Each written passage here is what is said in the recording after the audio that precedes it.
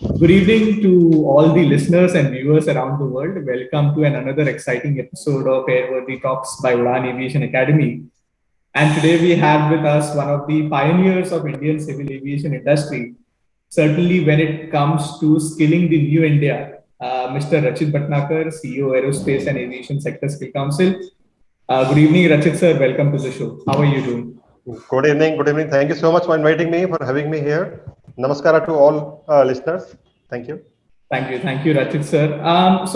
Having the position of a CEO itself comes with a lot of challenges and glamour. So, one thing which our audiences definitely want to know is that what is the day in the life of Rachit sir like as a CEO? How does your day go as a CEO? Okay. So the day is very eventful, I would say. I would start to tell the audience that my day is full of activity and myself is very outgoing in nature. So I would maybe describe my day maybe from the starting when I wake up in the morning, I would say.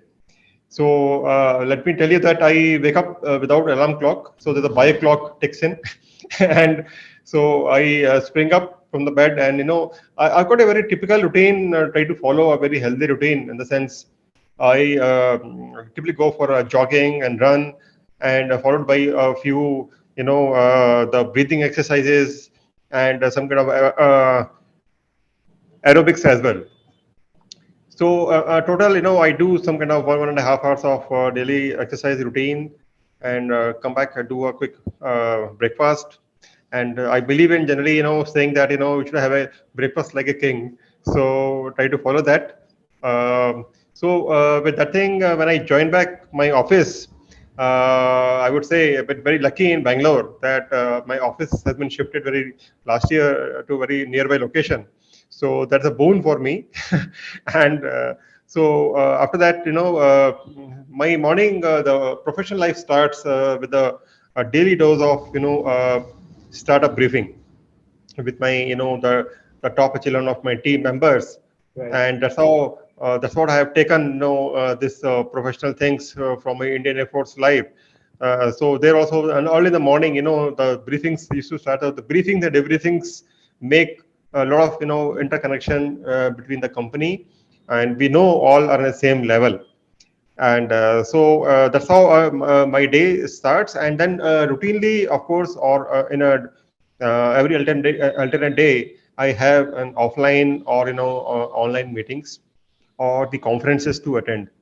So because we are in a working in a framework and ecosystem of many stakeholders, which I would say right from the Ministry of Skill Development and Entrepreneurship, Ministry of Civil Aviation, National Skill Development Corporation, and there's a new regulatory body governing the all SSCs, which is National Council of Vocational Education and Training. And we have a plenty of other stakeholders who are the training partners and training centers. So we have so many multiple types of meetings to put to have an update, what's happening in the future skills, what's happening internationally alignment. So just rounds of various discussions, and we also have to keep attending a lot of events, exhibitions, launches of a new skill development centers, and a lot of networking for Right. making Mhm. for keeping us relevant. Yeah. Right. That's quite an eventful day, sir, and certainly I could see your 2 decades service into the Indian Air Force, bringing that lot of discipline into your day-to-day life. So, sir, because this is a skilling session, I just wanted to know what are the top 3 skills which the Indian Air Force have developed in you and something which you still use till date. Okay. So very briefly, I would like to say, about the top 3 skills. But before that, I would like to prelude my statement by saying what my journey has been, I would say. So let me put in a very briefly, if I want to say to the audience, I would like to say that I love the smell of jet fuel in the morning. So that is how things Right. have been in a 2 decades plus. I have been part and parcel of the military aviation, have been living very, very residences, have been just besides the runways, where we Right. have seen practically, the modern takeoffs and landings of MiG-21s and all the fighter and other helicopters and trainers. So that's how the life have been. And so I would say that the demands and opportunities, I would say, which is inherent to any military service, we have imbibed. We have been to the pan India, any kind of state. We have been north, west, south, central, or even I was lucky to be a part of a deputation internationally abroad also, where I have Wow. served for 2 years in Namibia Defense Force as a part of the IF training team. So all these experiences have led me to, I would say, the kind of many skills I would say I've acquired, but top three, if you want to ask, I would say one thing is survival under any odds. Wow. Yes. Okay. The second I would try to pitch in is the resilience, like bouncing back from any adversity back into the normalcy, like a spring, that we call it, mostly attribute the skill to a spring. So that is the second skill I would like to place it. And thirdly, I would say uh, resourcefulness, Right. because when you are into any kind of adversity or any kind of instances, and being in Air Force, when you are trying to utilize the public money, I would say, exchequer's money to maintain an aircraft. Okay, and I was primarily into the military helicopter, which would land into any kind of desert or any kind of adverse terrain. We have to Right. find a way. We have to find a way that what kind of optimum resource utilization you can do.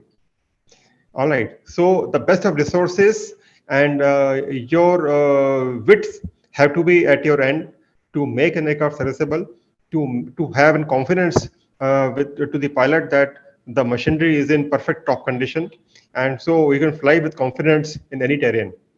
So these I would Absolutely. say these top skills I would have acquired. Right.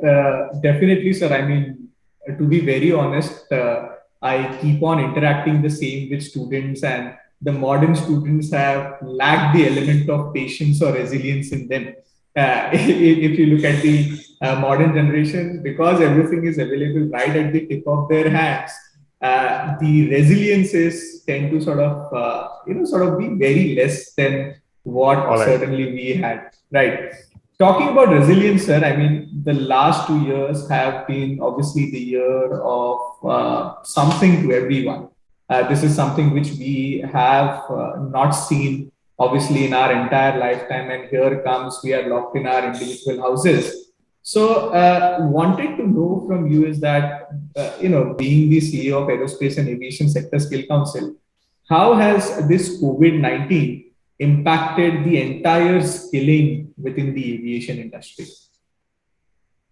So, if you see the whole spectrum of industries, what we have from services, manufacturing, and electronics, and we have, I would say, there are 37 sector skill councils, which actually signifies each sector skilling. So we have overall, you can say they have 37 to 40 industry segments.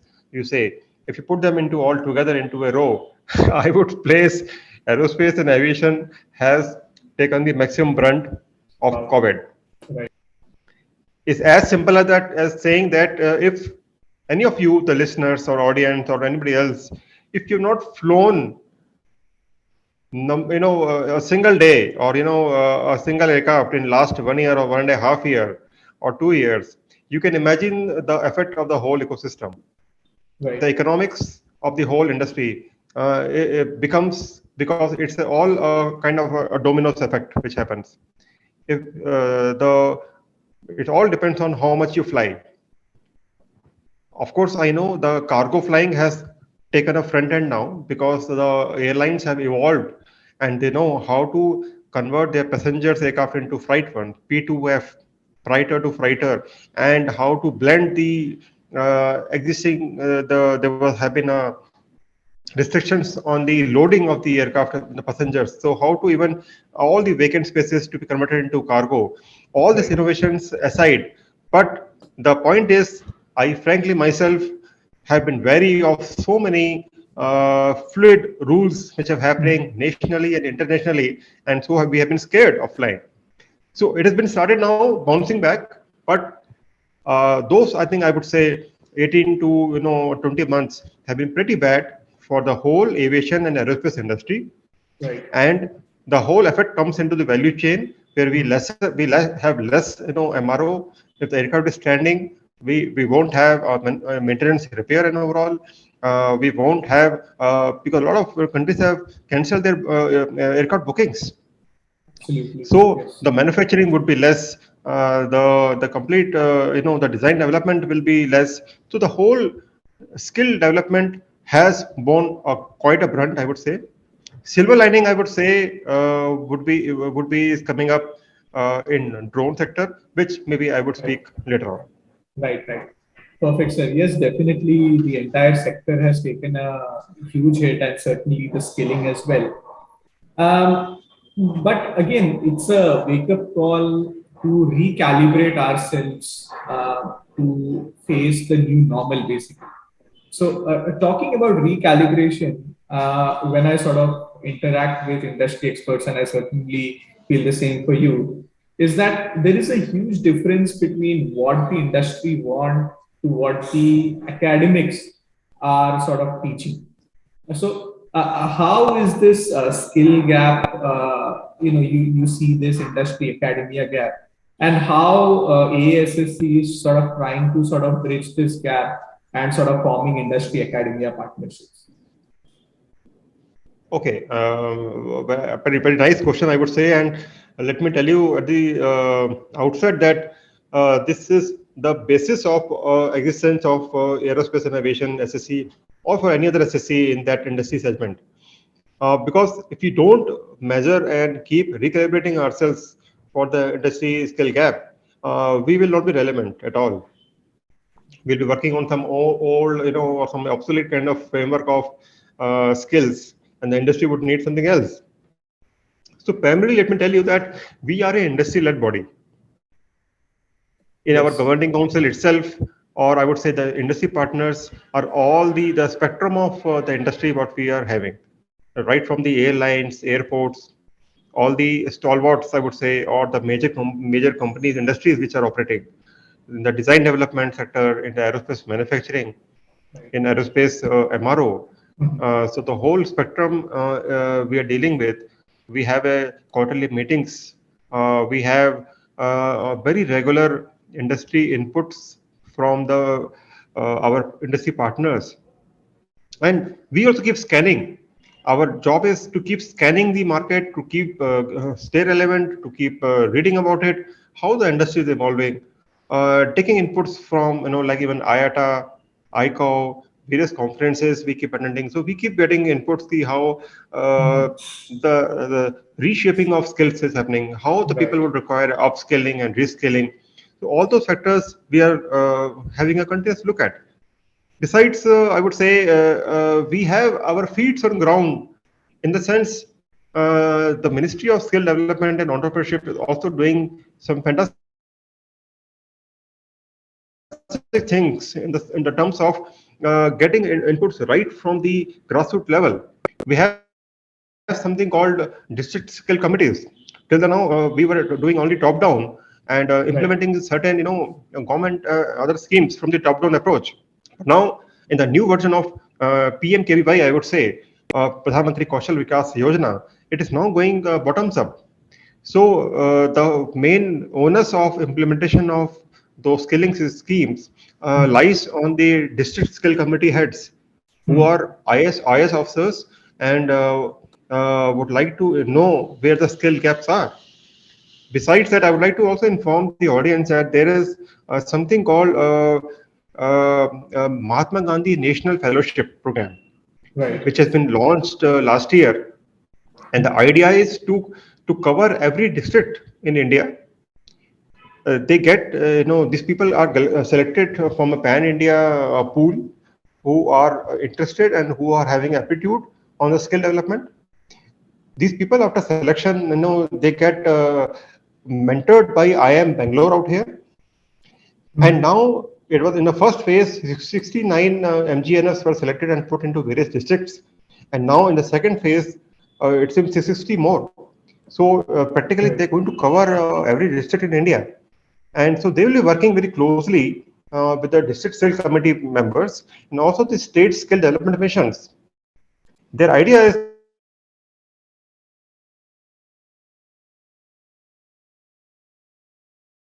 to take to do this thing right away, area of work or focus area for them, so that they know exactly which industry skill gap is there, and they'll inform the various SSCs how to work and rework or upgrade themselves.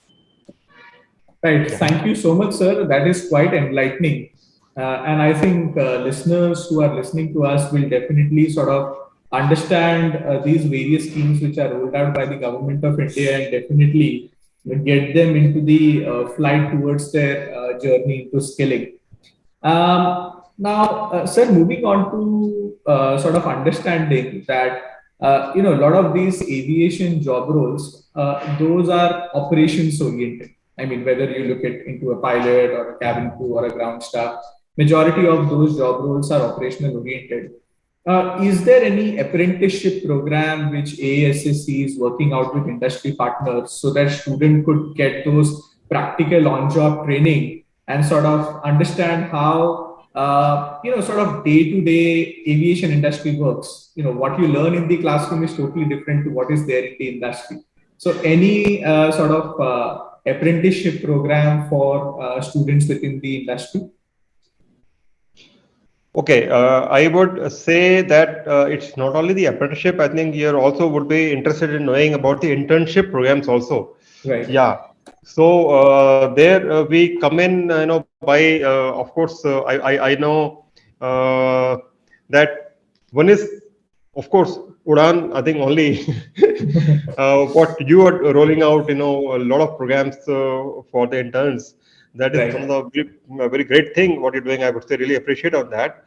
And besides that, of course, we have from the government side, we have like one program called NAPS. It's the National Apprenticeship Promotion Scheme, NAPS. And these are very, very, I would say, scheme which is, incentivize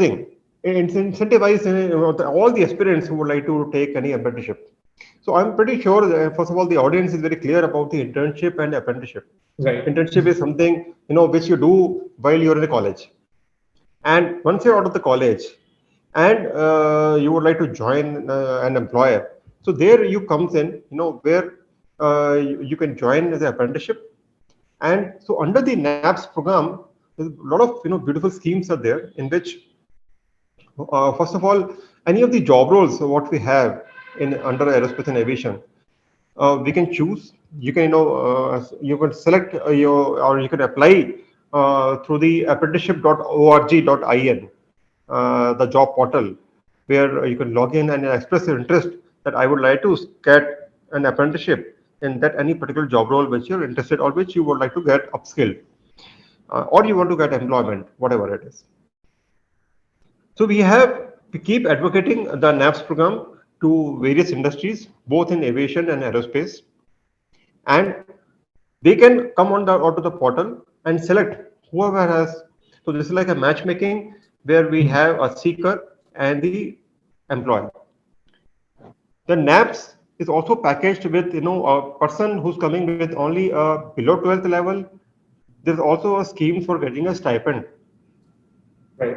For the basic training capsule, it's called BTC, but they get a around till up to 7,500 rupees worth of basic training capsule from a BTC, which is separately, or maybe you're linked with the industry.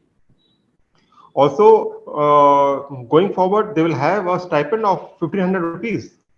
Right. So it is not unpaid; it's a completely a paid apprenticeship model. And for the industry, I would say the employers, it's a ready-made pipeline. It's a wonderful scheme and which is launched by the government. So within a 6 month or 1 year, the employer knows how an person is operating, how the what is his culture, what is his attitude. Okay, and moreover, the HR of the company are not bound by any issues which Right. a regular workforce or employee faces or poses. So, in overall nutshell, I would say this is a very beautiful scheme which I would like to advocate to all my listeners and the audience out here. Right. This is one scheme you must take, a use of, exploit to the fullest, which government is trying to advocate, and we can do beautifully in going forward in this. Right. Once again, thank you, sir. I think it is turning out to be an excellent session with a lot of thoughtful areas for the listeners to sort of look into and start their career within the aviation itself. Now, sir, you talked about attitude, aptitude as some of the ingredients for an aviation professional. I just wanted to know what is your idea of a modern aviation professional? What sort of skills someone should have while joining the aviation industry? I mean, they should be, or at par with any other industry. First of all, in a very very short manner, but aviation is, I would say, the class apart. It in the value chain. If you see, Right. this would lie as called as the niche skill which a person should have. So the quality is something which comes at the top in the aviation. When you're working on an aircraft, it's worth crores of rupees. The equipment, the ground equipment, the whole infrastructure, the whole ecosystem comes many times, multifolds of any other equipment or items which or you are working other than aircraft or aerospace. You can see the airports. Right. The total number of aircraft, I would say, in the Indian skies, commercial aircraft, are only about 700. Airports are around 100, 120. Yes. So, Yeah. all right. So, uh, you can't enter the airport. There's a lot of security cordoning and so many things. So it's a high value assets. In short, I would say very high value assets. If anything goes wrong in the completely in a chain of this thing, you would see that there are like so many accidents happening generally on roads, trains, or any other mode of transport. But any single incident also in aviation comes get highlighted Yes. immediately in the media. Even if an aircraft has done an emergency landing, okay, just as a precautionary landing also, it creates ripples in the whole ecosystem. All right. So that's how we are looking at the professionals who would be able to deal with these kind of situations in a very, very professional manner. They're very safety and quality conscious. This Right. is two things which you should be having it. Besides, there is a very standard way of looking at the aviation as a very I would say very like very Very something like glamorous. glamorous or Yeah. like a Bollywood way of this Right. thing Mm-hmm. that people get attracted to it. Mm-hmm. But you must also know that when you're entering any glamorous job, behind the scene, what's there? Right. Mm-hmm. So I'm not discouraging you, but what I'm telling you, what kind of hard work goes into that to make it glamorous, to have the industry also working backside. Maybe I would say 90 to 95% is working on the behind to make Right. it glamorous.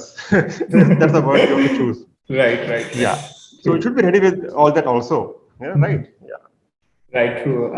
Very well put out, sir. I think the glamour is just the 10%. It's the people who work behind the scenes are what who are driving the industry 24 into 7. Right, very well put out there, sir. Now, one major challenge which I think every sector in India or around the world is facing currently is creating more jobs within the sector, and aviation industry is no different. If you look at for the past 2 years, there has been a lot of job cuts by airlines purely because of less passenger numbers. So, how big of a challenge do you see going forward, creating more jobs in aviation? What are the ways through which more jobs could be created within the sector? Okay, I would put it like this, that the challenges which are there, which is I would see to have more jobs, are the typical challenges for which other industries also are facing, like Industry 4.0, Hmm. Hmm. which is what, like automation. Right. Hmm. Automation is happening big time in aviation also, especially it has got speeded up with the COVID coming in. So we have, if you would have been, would have flown recently, the whole, the ecosystem has become right from the entry, right from, I would say, even you are sitting in a car to entering into or boarding a aircraft has become more or less contactless. So right from you're Absolutely. showing your ID card to entering, putting your baggage goes away automatically. It's you only who have to print out your own baggage tags, and then going forward, having your whole the boarding pass into your mobile, entering, and the whole thing is getting contactless due to COVID. So Right. the digital technologies are coming in, more automation is happening. So obviously this will have an effect where will be they'll be requiring lesser manpower, lesser workforce going forward. So I would say this is one of the major challenge, and this is practically there. Uh, I can't obviate this, but I would say always there have been facts and figures where the industry, when the IT industry had had come into being, internet boom had happened. The people were saying there will be a shortage of jobs, jobs will be taken away, and all those things. Right. But to manage these technologies, so similarly, what Hmm. I'm telling, what's happening in airports, in the aircraft and everything. So all the technologies we have to manage. It's a humans you have to manage. So we'll be needing more and more workforce to manage, to develop, to design all the technologies going forward. That is one thing. Absolutely. Hmm. That is the one thing. Then we have, there's a major thrust of India and the Ministry of Civil Aviation and the overall economy wise, that we have more and more, interconnecting states. There are RCS schemes which has been launched, and it is work in progress. I would say the lot of thrust is being given. Regional Connectivity Scheme (RCS), and also Right. we have an acronym called Ude Desh Ka Aam Nagarik, Hamnagar. UDAN, Hmm. and you add one more A between that, it become your company's name, Udan. So, okay. Right. So, Udan RCS is one thing which are trying to connect so many, level A or class B, class C cities. So, there we are going to have more airports, more workforce required. So presently, we have 700 aircraft, but there's an order book. In fact, Indian Airlines is one of the largest airlines, I would say. Indigo is, I think, fourth largest airline in the world. We Yes. have pretty much new airlines coming up. So total order book is 2,000 aircraft for the next, I would say, 20 years. So Right. there's a lot of prospects and the scope for the workforce to be developed around those ecosystem. Besides that, I'd like to also say in the aerospace industry also, Hmm. we have a lot of deals which have happened for manufacturing and designing of military aircraft. Right. So Hmm. when we have military aircraft design development, they comes in the category of aerospace. And True. aerospace is what we are also looking at. We are also having a job roles for aerospace, manufacturing, CNC machinist, welder, NDT, DT, like that. There are many more. And lastly, I would also like to add upon a very, very upcoming and booming and thriving industry called drone. Absolutely. Drone Hmm. is something which is coming up for the next 1 decade. There are going to be thousands of jobs into not only drone operations, Hmm. interpreting the images of drone what they captured, Hmm. the various applications in the agriculture, in the e-carts, in the e-commerce industry, I would say, delivery of the e-commerce items, Right. delivery of vaccine for the life sciences and health industry. In the agriculture sector, there are various applications, right from the locust spray, pesticide spray, and for the mining industry, the mapping of the mines, as well as Right. there's already a industry going on where we have Swamitva scheme. The the survey of Abadi lands of the villages and the mohallas, and you're going to get a digital card after your property has been mapped. So there's a plenty of applications which this drone industry is coming up. Once we have very easy to understand and viable drone rules as well as drone training rules comes up, we are going to boom the industry. So this drone industry also comes up in the aviation industry also. I would say the whole aviation is looking up great. It's a sunshine sector, I would say. Perfect. I'm quite optimistic, and I totally agree with you, sir. Looking at the order books of the airlines and looking at the number of airport growths, the ecosystem is growing. The pie is getting much and much more larger, and more jobs are created. And I totally agree with your points on. Yes, there are certain jobs which will be lost to automation, but those are actually not job losses; those are job displacement. You equally need to create a workforce who will be able to sort of do the 4.0 revolution as well. Drones, yes, something which is exciting, which brings me on to the next question. I mean, when people think about aviation, they think about the glamorous faces of cabin crews and the pilots. But what are the other job roles which a 12th grader or even a 10th grader could imagine when joining an aviation industry? Okay. So yeah, that's one very common thing among anybody who would like to see aviation industry as. But I would say we are also trying to have, like you told, 10th grader and 12th grader. There's some schemes, some government schemes, Samagra Shiksha Abhiyan, Yeah. and also Jan Shikshan Sasthan, and there's some more schemes which are trying to have now. And very soon, I would say, you would be seeing a skilling hub initiative Right. in which we are going to have an integration of vocational education with the normal general education. Yeah, with the formal education. That's Right. happening in the NEP also, like a National Education Policy 2020 also states that we should have an integration with. So I would say we also have pitched some of the skills for the school level students. So these are besides the cabin crew and the pilots, because because obviously these are very high cost jobs. I would say at least for the pilots. People would be aware that it cost a huge fees to become a professional pilot for any aircraft or industry. But so there are so many other job roles which any 10th grader or even a dropout or a 12th grade pass out can take into. These I would say I will enumerate. First of all, I will try to encourage and guide my the audience and listener out here that please visit the ASSC website. Right. And on very second tab only we have kept the job roles where you can just click and the whole list will pop out.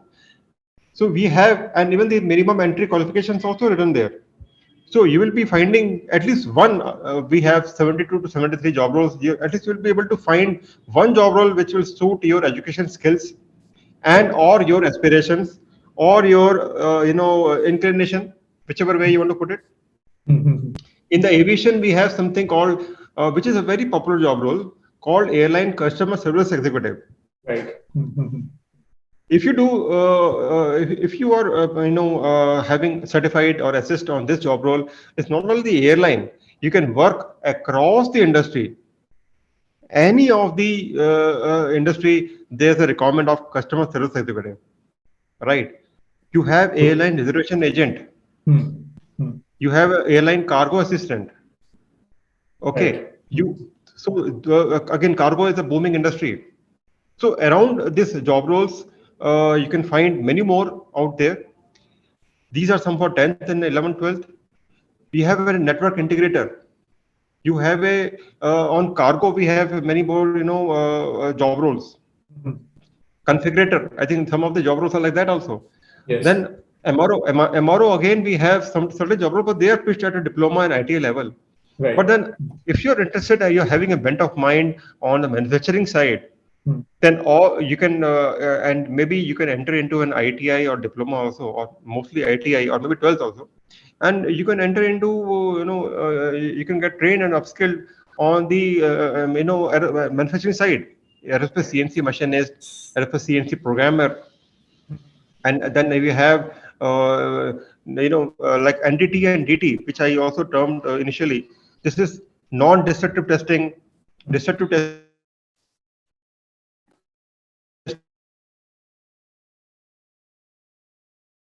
is of the components which are applying in aircraft. All right. So these are some about the 10th and 12th Right. grader. We also have some design development job roles for the engineering graduate also, which maybe you can have a look at my website and have a look. Sure, sure. Perfect, sir. And I think that opens a plethora of job roles for not only a 10th, 12th grader, but also someone who is into their bachelor's or at a engineering level as well. So thank you for enlightening on that. Moving on to our sort of next question. So from the point of view of skilling, sir, and this is very important, what is that one major change you would like to see in the Indian aviation sector? What is that one major change from the point of view of skilling? Okay. One major change from the point of skilling, I would say, see, the industry has to be, slightly deregulated, I would say. Right. That is what I would like to, have a look at that, because presently the aviation industry is quite regulated compared to many other industry, Hmm. and that is one thing. Get it? Although you've asked me one, I'll try to relate it to slightly more, expand it slightly more, Definitely. and and then I would say like privatize the Hmm. airports, the airlines, and all those things, which is happening in a Hmm. very good way. It's been already kick-started with the Hmm. Tata Airlines getting back its old Maharaja. Right. Hmm. And so I think it's been, and that's what the government has realized, and government is also doing it under the National Monetization Plan.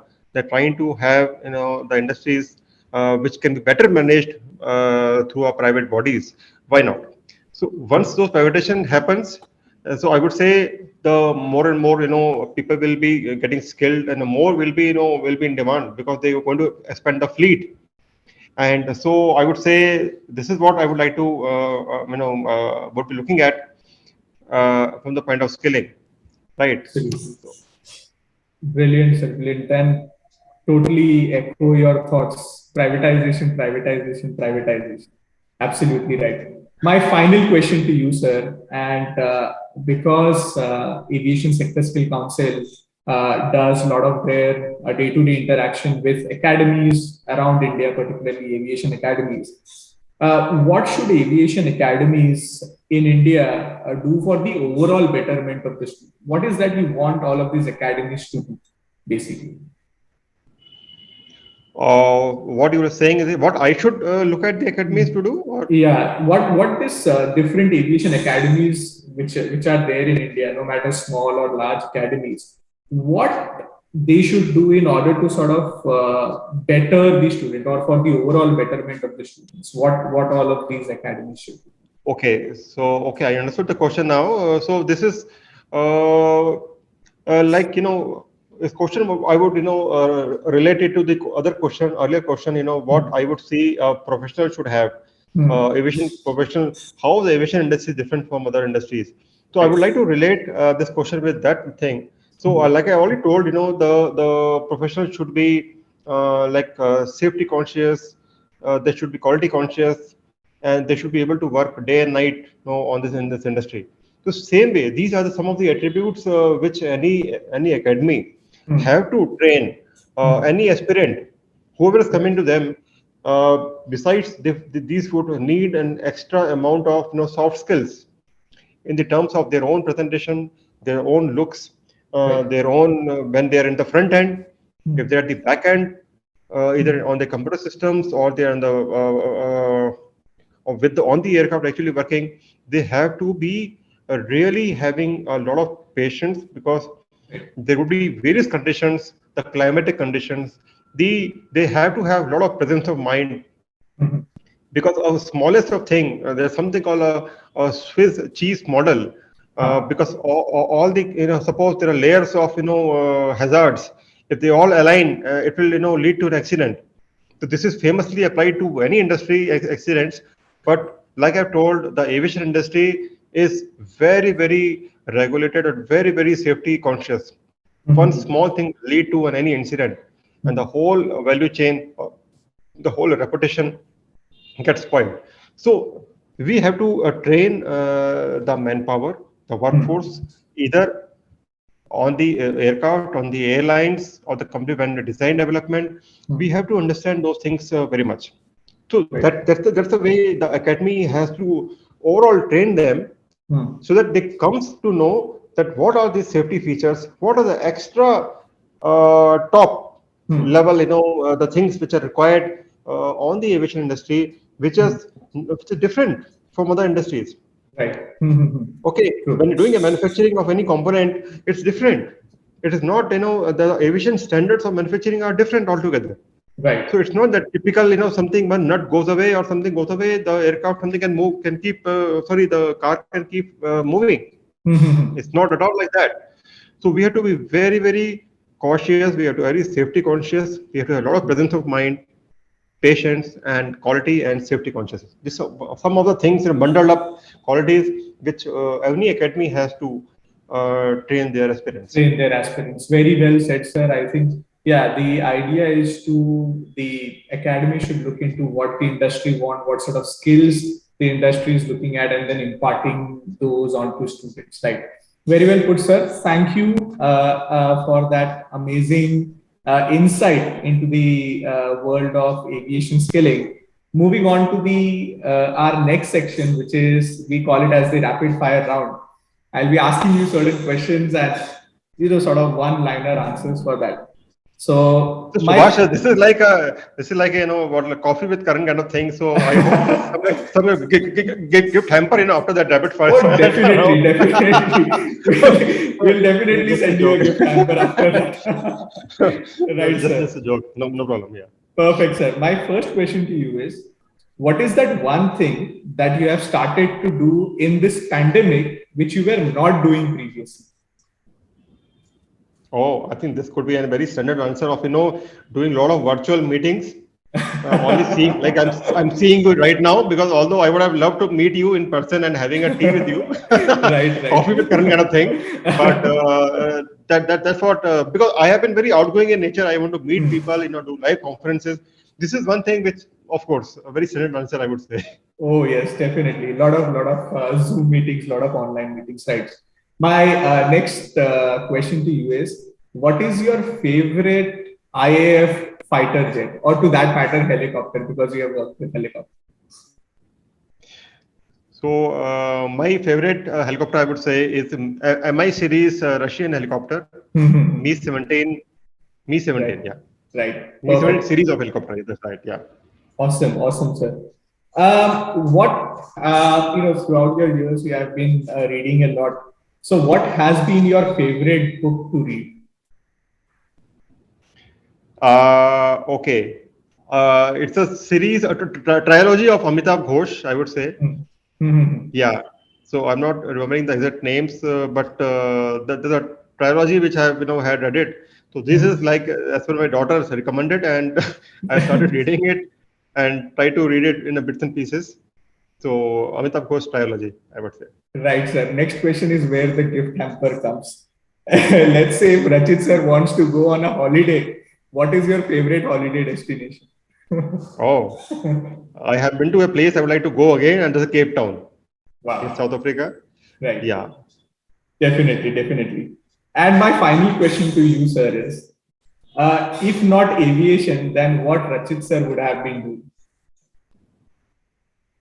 Oh, okay. Okay. Now this is the most difficult question, I would say. Yeah. So I think I always wanted to join hospitality industry. Okay. Again, glamorous to look at, and all those things. So that was one of my things. So I think I would have been opened any some beautiful looking restaurant or something after that. Maybe Right. after getting some initial skills. So like all the cricket stars or the movie stars do. I would have been some kind of food joints, and something, and I would have been a hospitality industry, I would say. Would have been Perfect. most likely. Perfect. Right, sir. Right. Thank you. Thank you so much, sir, for that very fiery rapid fire round. Thank you so much, sir, for your All time. right. And it was an absolute pleasure to host you. And definitely the audiences are in for a very good treat for this particular episode of podcast. Thank you, sir. Namaskar. Thank you, Subhashit. Thank you for having me. Have a Thank great you. day. Take care. Thank you. Bye bye.